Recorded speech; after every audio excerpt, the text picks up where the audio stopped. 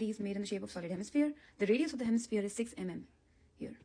They calculate the total surface area of one piece of the candy.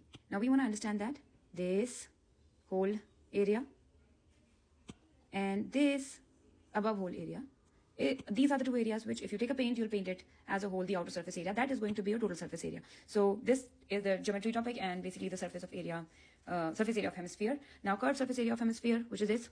So you write it would be equal to 2 pi r squared, because it's the half of the whole sphere, which is 4 pi r squared.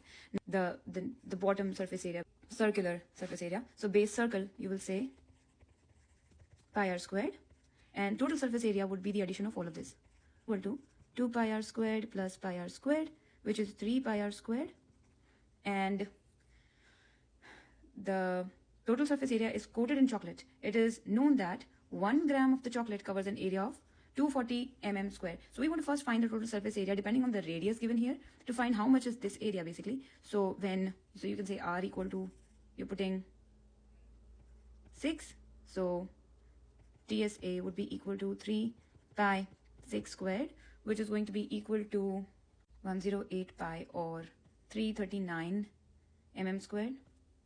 And part is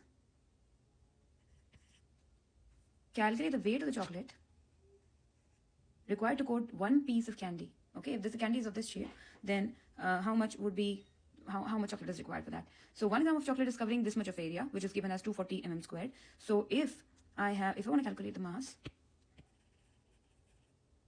that would be equal to, the total surface area that I have is 339.292, and this should be divided by 240, because that gives you 1 gram. Okay, so 240, so you will check how much. So it is 1 point, after division you get 1.4137, which is equivalent to 1.41 grams. So the weight of the chocolate required to coat that one piece of candy is 1.41 grams.